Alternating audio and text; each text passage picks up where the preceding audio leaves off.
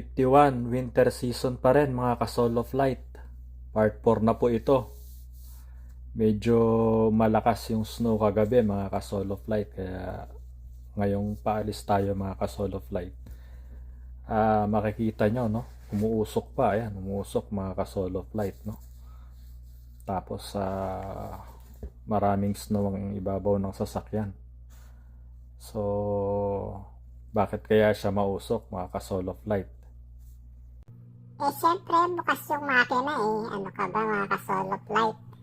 Ikaw naman, lolokohin mo pa kami eh. Akala ko hindi mo malalaman kung bakit mausok eh. Ito mga ka-solo flight, tinatanggal natin yung mga natitirang snow sa windshield. Hindi kamukha nung kabilang sasakyan, ka-solo flight, kung makikita nyo mamaya. Ayan o, kita nyo punong-puno yung windshield niya. Kasi naman hindi niya binukas ng maaga yung makina ng sasakyan niya. Kailangan kasi mga ka-solo flight, pagka ganyang ma-snow, bubuksan mo ng maaga yung makina ng sasakyan mo para mag-iinit na yung makina. Saka yung body niya mga ka-solo flight, medyo matutunaw yung snow, makakatulong din yon. Kwento niya mga ka-solo flight na ninakawan din daw sila ng wire ng heater block ng extension kasi yung sasakyan kailangan isaksak sa magdamag pagka ganyang winter na ka-solo flight kasi para yung oil niya na lumalamig na namumuo lalabnaw kasi lumalapot yun mga ka-solo flight sa lamig. So painitin yung winter block yung block mong sasakyan para mag-init yung makina, tapos yung oil niya ng sasakyan ay lalabnaw. Ayan, kung makikita niyo mga ka-solo flight, no? Ayan, ayun yung sa ating extension. Chinek ko, baka nawala din kasi nanakawan na tayo na extension mga ka-solo flight. So, paalis na tayo mga ka-solo flight. Lalakad tayo ngayon. Saan ang punta mo ka-solo flight? Pwede ba akong sumama sa'yo? Pwede naman, bakit naman hindi? Meron tayong part-time ngayon mga ka-solo flight. Kung mapapansin nyo, ang lakad natin ngayon medyo maliwanag na, no? Pero makikita nyo yung kalye, masyadong makapal yung snow. Oo nga, makapal na yung snow oh. Ayan, pati sa highway ka-solo flight. Pero bakit ang bilis ng takbo mo ka-solo flight di ba madulas yan? Oo, medyo madulas nga yan. Pero kasi hindi kasi po pwedeng tumakbo ng mabagal dito sa highway kasi ang takbo dito, ang maximum niya ay 100, no? So ang oras na yan, 8:30 AM yan mga ka-solo flight. So balik tayo sa speed. Yung speed kasi kailangan ang takbo mo nasa 100 ang maximum. Pero kung makikita nyo yung kanina, masa 120 na yung takbo nun.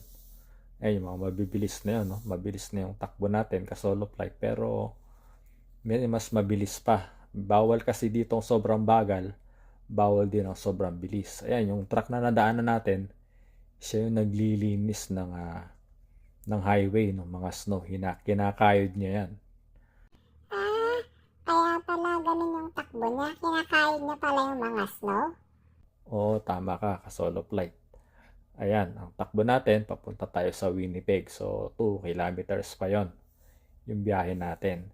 Gaano katagal yun? Mga ilang oras kaya yun ka-solo flight?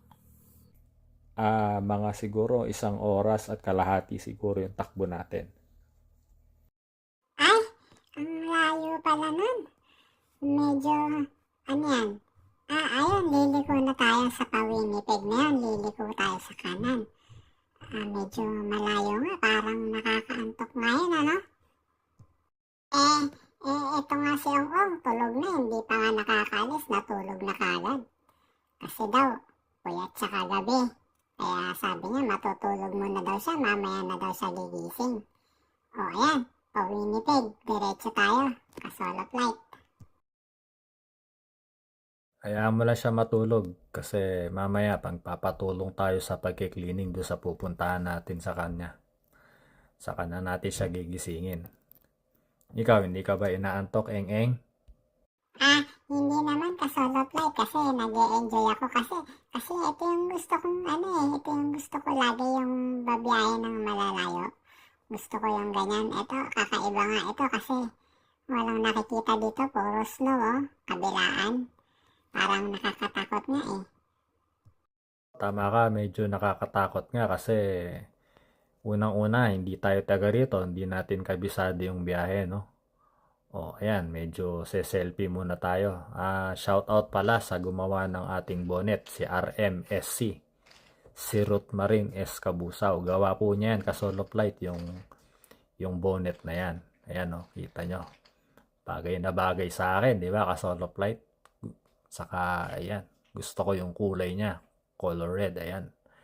Meron pa siyang etiketa, may tag pa siya, mga ka-solo flight, talagang pinagawaan niya pa. Handmade by RMSC.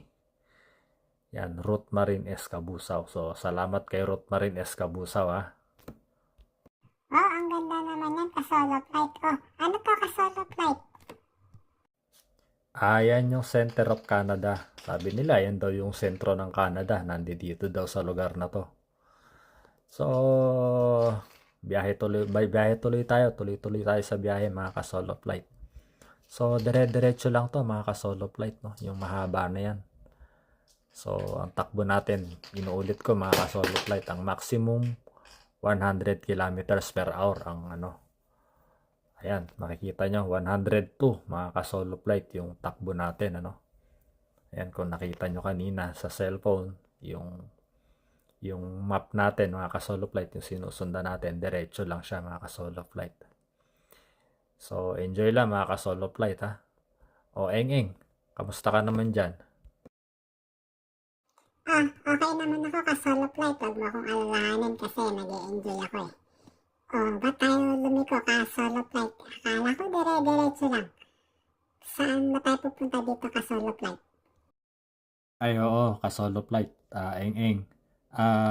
Magpapagas muna tayo kasi medyo malayo pa yung biyahe natin. Magpapagasolina tayo. Dito sa gasolinahan na to, ka-solo flight. Eng-eng, self-service to, ka-solo flight. Eng-eng, no?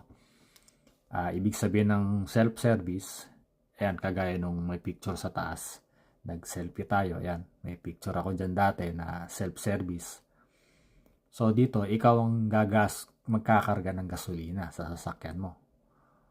So, ayan, pupunta ka muna doon sa kahera, syempre, magbabayad ka muna doon kung magkano ikakarga mo. Tapos, pipindutin mo dyan kung anong klaseng gasolina. Tapos, i-on na nila yan doon.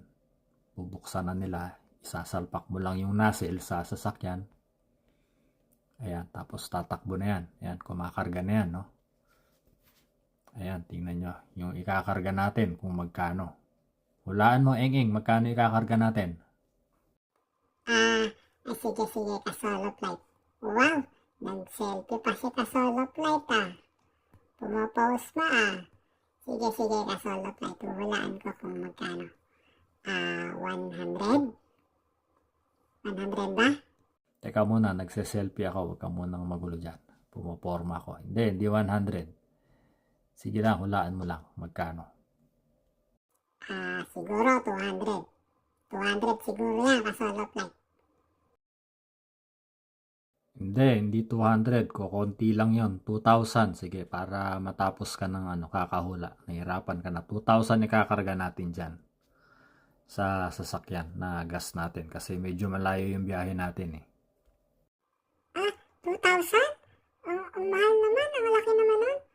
Saan makakarating yun? Ang layo naman ng 2,000 na yun, $2,000? Sobra naman yan, niloloko mo siguro ako ka-solo flight. Anong niloloko? Ayan hindi mo nakikita. Titigan mo. 2,000, di ba? Di ba? 2,000. Ayan, tapos na So, ibabalik na natin yung nozzle.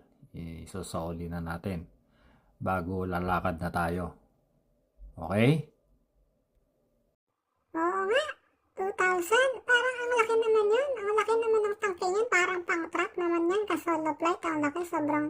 Sobrang dami naman yata nung gas mo. 2,000. Parang hindi naman ako makapaniwala dun. Ka-solo flight. Ano ba talaga? 2,000 ba talaga? Hindi, biro lang, ikaw naman no, niloloko lang kita eh. Ano lang yon, $20 lang. Ganun lang kamura. Ang gasolina dito.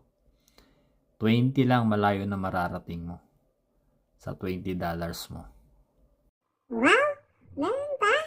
Eh di ang sarap palang mamasyal kasi sa 20 mo malayo ng mararating mo. Oo, tama ka, Malayo na mararating ng 20 mo. So, tuloy-tuloy ang biyahe natin, mga ka-solo flight, oh. Makikita nyo. Ayan, may natitira pang snow sa ibabaw, no? Hindi pa siya natutunaw kasi malamig pa. So, diretso pa tayo pa Winnipeg. Ay, hindi. Paliko na pala tayo dito, mga ka-solo flight, sa Brandon. Pero part na rin ito, mga ka-solo flight ng Winnipeg, no? Ayan. So, pa-exit na tayo, mga ka-solo flight ng sa Brandon, mga ka-solo flight. So, ganun. Ang sabi ko sa inyo kanina, 100 kilometers per hour ang maximum speed, mga ka-solo flight. So, ayan. Hindi pa ba kayo nainip, mga ka-solo flight? Sana na-enjoy nyo yung biyahe natin. So, eto dahil pa-exit na tayo, marami ng sasakyan, no? Pero ganun pa man, mabibilis pa rin ang takbuhan, mga ka-solo flight. Medyo di kita na dito, mga ka-solo flight. Kanya-kanyang lusot na. Kanya-kanyang diskarte na dito. So, ayan, medyo nakalusot tayo, no? Siyempre, medyo sanay tayo sa EDSA, mga ka-solo flight. Kaya sa EDSA, alam mo naman sa Pilipinas, siksikan doon. Kailangan lusutan. So, ito mga ka-solo flight, ayaw tayong palusutin ito. Mukhang Pilipino rin tong driver na to eh. Mukhang binubuli tayo eh. Ayaw tayong padaanin. Ayan, tingnan nyo. Ang liit-liit tong sasakyan niya. Ayaw niya magpasingit. Hindi niya tayo pinapasingit, mga ka-solo flight. Ayan. So, buti na lang. Liliko na tayo dito. Exit na tayo, mga ka-solo flight. Diyan ka na. Dito na kami. So, ayan. Naka-exit na tayo, mga ka-solo flight. Dito na tayo sa... Papasok na tayo, mga ka-solo flight ng village nila, kung makikita nyo.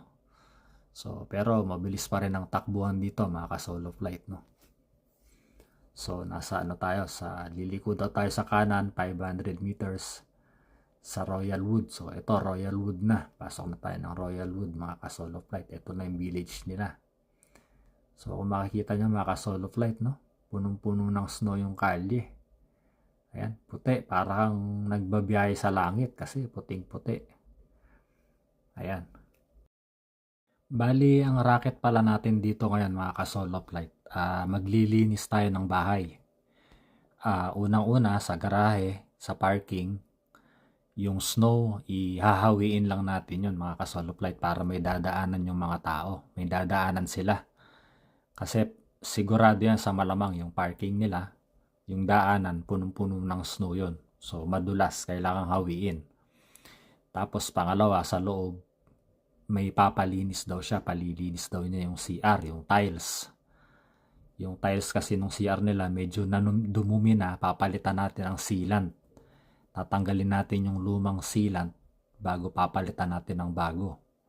So, yun ang ipapagawa sa atin ngayon, mga ka-solo flight. Tapos, yung mga pinto, papupunasan niya, ipapawax niya, mga ka-solo flight, kasi para magmukhang bago uli yung mga pinto.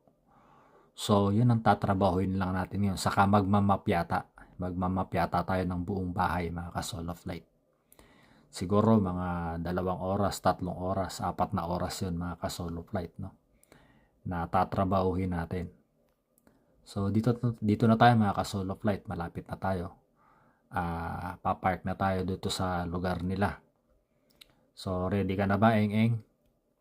Ay, oo, kanina pa ako ready, ka-solo flight. Teka, gigisingin ko na si Ong. Ong! Hoy, Ong, gumising ka na. Andito na tayo, magtatrabaho na tayo. Sige. Sige, salamat. Andito na pala tayo. Sige. Tatrabaho na tayo. Ready na rin ako. So, okay, mga ka-solo flight. Nandito na tayo. Nagpa-park na tayo. Ayan, makikita nyo. Hahawiin natin mamaya yung snow na nasa labas na yan para may daanan sila papunta dun sa may pintuan nila hanggang sa mga sasakyan. Pati mga sasakyan, mga kasolo flight, lilinisin natin yung mga bubong niyan. Tatanggalan lang natin ng mga snow, mga kasolo flight, kasi gagamitin nila yan mamaya. So, hindi na tayo makakapag-video sa loob, mga kasolo flight, kasi medyo nakakaya, maraming tao dun.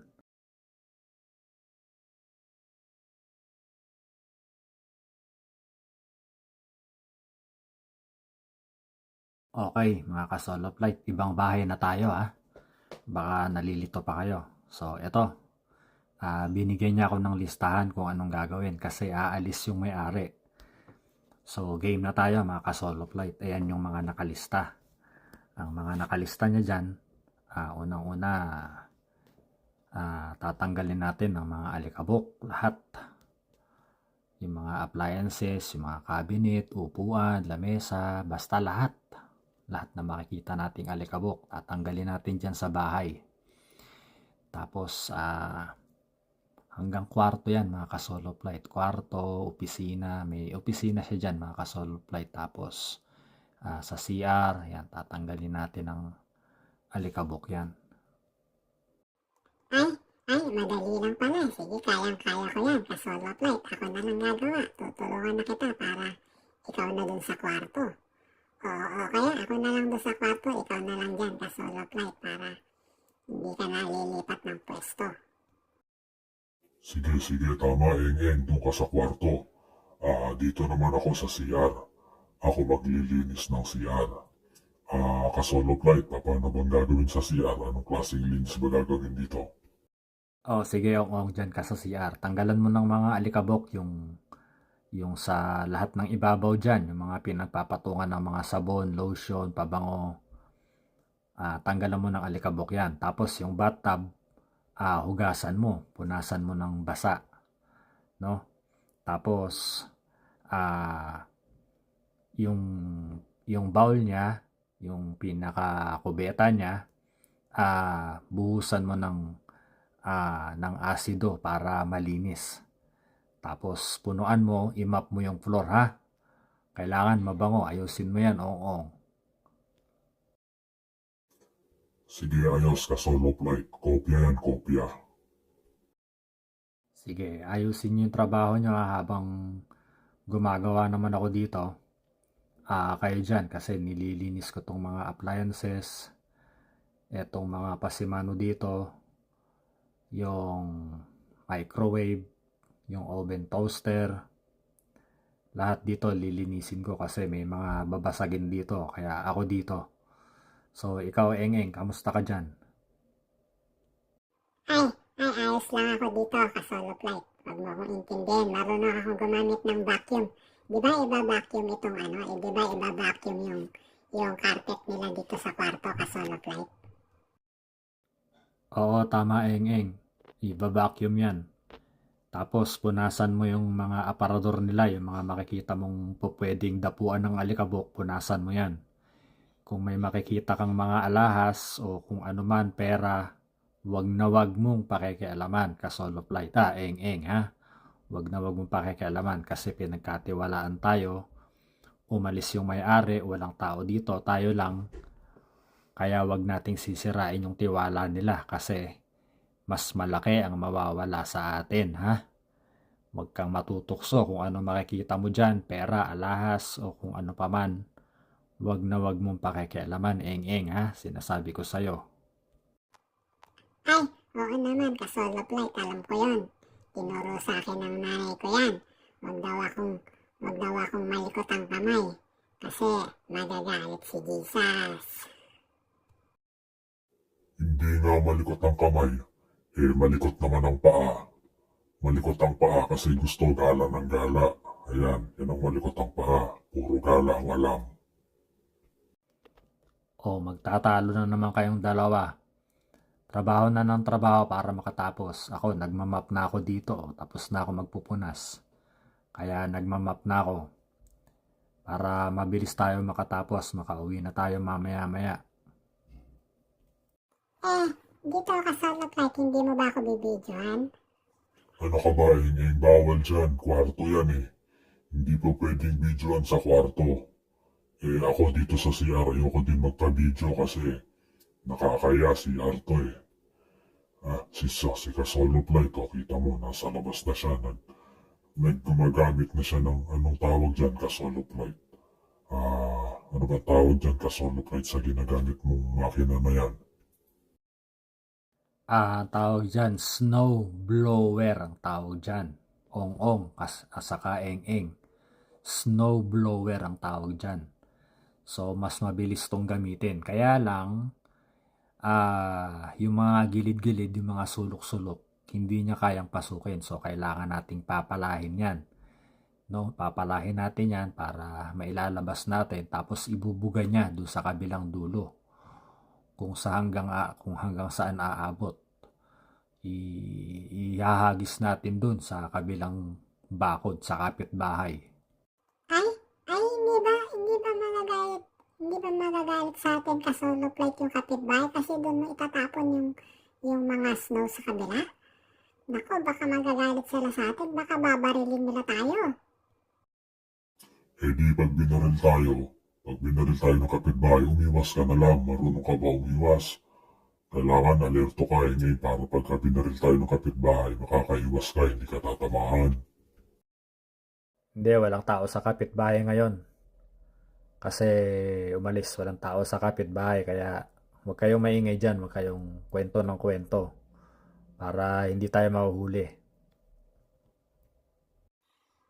Ano na yung nililinis mo Kasolo Flight? Parang ano yan parang bodega? Hindi, ano to, bathtub. Bathtub tong nililinis natin, eng-eng. Bathtub nila nasa labas, pero ang tubig niyan mainit. Hot water ang ilalim niyan, kaya hindi sila giginawin. Kasi mahilig sila maligo sa gabi. Tapos, pero mainit naman. Parang sauna bath, parang gano'n. Ayan, kita niyo yung yelo, ang kakapal ng tinatanggal natin, mga Kasolo Flight, no? Buo-buo na. Binuksan ko na nga pala kanina Kasolo Flight yung heater para uminit na yung loob. Para hindi tayo mahirap magtanggal ng yelo. Ayan, kung makikita nyo mga Kasolo Flight, oh, buo-buo siya, no? Para siyang peanut brittle, mga Kasolo Flight. So, ayan, madali na siyang kutkutin. Sumasama na siya sa pala natin, mga Kasolo Flight. So, natutuklap na natin siya. Medyo hindi tayo nahihirapan dyan, mga Kasolo Flight, no? So, pagkatapos natin tanggalan niya ng yelo, balik tayo dun sa baba. Dun sa patio, kung tawagin. Parang doon sila nagpapahinga, doon sila tumatambay. Patio tawag dyan, mga Kasolo Flight. So, ayan, pinapala natin. Hinahagod natin sa tabi. Para maibo-blower natin. Ayan, mga Kasolo Flight. Dinurog pala natin yan, mga Kasolo Flight, para masama na natin sa blower. Hindi na natin siya papalahin. So, itataboy natin ng blower yan mamaya, mga Kasolo Flight. Siya nga pala, itong blower natin, mga Kasolo Flight. Di kuryente yan, no? Yung snow blower natin, di kuryente yan. Yung iba kasi, mga Kasolo Flight, di battery. Meron ding di gasolina. So, wala nang wire yon, syempre. Wala na siyang abala. Pero, kagaya nung sinabi ko sa inyo dati na pagka di baterya, di kuryente, pag naubos yung kuryente, naubos yung baterya, naubos yung gasolina, hinto ka na. So, eto, Kasolo Flight, yung kapal ng snow, 6 inches to 15 inches. Yung 6 inches siguro mga isang dangkal yon. Yung 15 inches siguro hanggang tuhod, mga Kasolo Flight, yung kapal. So, dito, pagka di kuryente yung gamit natin, to sawa tayo, mga Kasolo Flight. Habang may kuryente, tuloy-tuloy lang.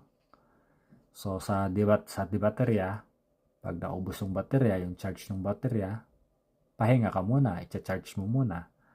Ganon din sa gasolina. Pagka naubos na yung gasolina mo, pahinga ka na rin, bili ka mo ng gasolina. So, ayan, makikita nyo Kasolo Flight kung gaano kalalim, di ba? So, mga hanggang tuhod na yan, mga 15 inches na yung lalim yan, mga ka-solo flight. So, hindi pare-parehas yung lalim niya, mga ka-solo flight.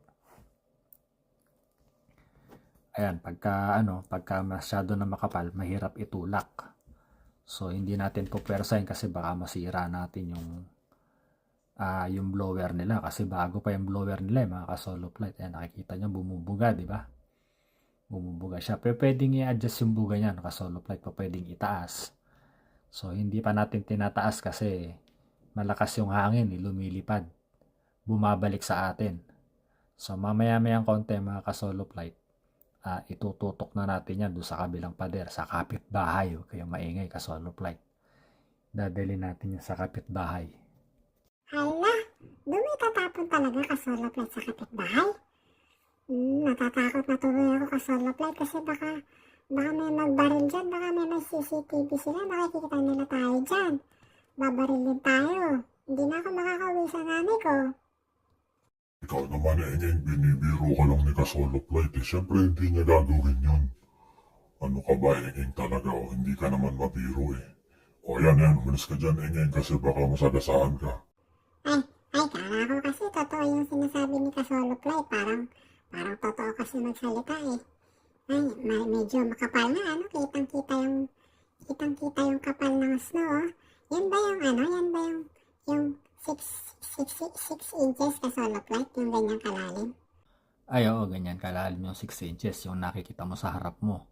Pero yung nandoon sa dulo na binoblower na natin, yung binoblower ko doon, ayun, palalim na yon. So, kaya kita mo yung blower, lubog na siya, di ba? Ay, oo nga. Malalim nga. Ayan, mukhang malalim din yan ka-solo flight. Oo nga, ano? Parang ang sarap siya mag-blower kasi para ka lang naglalaro. Oo, tama, para ka lang naglalaro dyan. Pero siyempre, ang kalaban mo dyan Engeng, yung lamig. Yung lamig ng snow kasi siyempre, tuloy-tuloy ang trabaho ni ka-solo flight dyan. Sobrang lamig, di ba? Kaya, dyan ka matatalo sa lamig. Ay, oo, sobrang lamig talaga, lalo na sa paa. Yung paa ko dyan, pinapasok na ng lamig yung paa ko kasi lumulubog sa snow. Tapos yung paa ko halos namamanhid na yung paa ko dyan, mga ka-solo flight. Wala nang pakiramdam yung paa ko dyan, mga ka-solo flight. Tapos yung mukha ko, kung makikita nyo yung mukha ko mamaya, namumula na, namamanhid na rin yung mukha ko dyan. Akala ko parang naglalaro lang eh. Malamig pala, mahirap din pala yan. Oo, lahat ng trabaho, Masakit sa mukha, mahirap. masakit sa paa, masakit sa kamay. Kaya hindi mo po pwedeng i-petiks-petiks lang yung trabaho na yan kasi malamig. Ay, ayan oh. Saan binubuga ka-solo flight yung snow parang sa kapitbahay nga yata mo dinadala. Parang sa kapitbahay mo pinapupunta yung snow ka-solo flight ah. Hindi. Sa kanilang pa rin yan. Sa kanilang bakod pa rin yan. Huwag kang mag-alala. Malaki yung bahay nila. Malaki yung lote nila.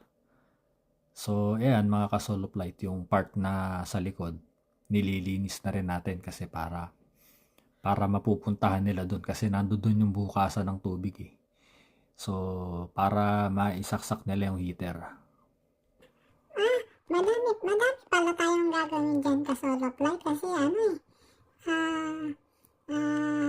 kasi ang dami-dami ng snow. Ang hirap-hirap ng gawin nga yan ka-solo flight kasi ang dami niya, no? Tapos itatapon natin lahat. Ano oras tayo matatapos dyan ka-solo flight? Ay naku naman to sa Engeng ho, ang daming tanong eh. Ang daming usap kaysa sa trabaho eh. Tumulong ka na lang sa amin ni ka-solo flight para matapos kagad tayo. Dito ka sa kabila Engeng para ikaw ang tagaligpit ng mga kalat, tagahira ng wire. Dito ka na para matatapos na kagad tayo. Siguro matatapos tayo nito mga 5:30 siguro tayo matatapos niyan. Mga konti na lang yan, uubusin na lang naman natin yan eh. Yan na lang naman yung gagawin natin eh. Gusto mo na ba umuwi? Ay, hindi naman ka-solo flight kasi giniginaw na rin ako eh. manipis kasi itong damit na sinuot ko. Kala ko kasi sa loob tayo ng bahay maglilinis. Dito pala sa labas. Eh, di ba sabi nga ni Kasolo Flight, pagkatapos natin maglinis sa loob, sa labas tayo magkakayod ng snow, magpapala ng snow. Ano ka ba, dapat tuwing lalakad tayo, magkapalang damit na sinusuot mo. Alam mo namang winter ngayon eh. Huwag na kayo magtalo, malapit na tayo matapos. Konti na lang to, tingnan nyo. Yan na lang, ubusin na lang natin yung natitira na yan. Tapos na tayo. Ay, konti na lang pala eh. Yan na lang pala natitira na yan, uubusin natin. Oo, sige, ko-commercial muna tayo ha. Isang araw, nagmamahal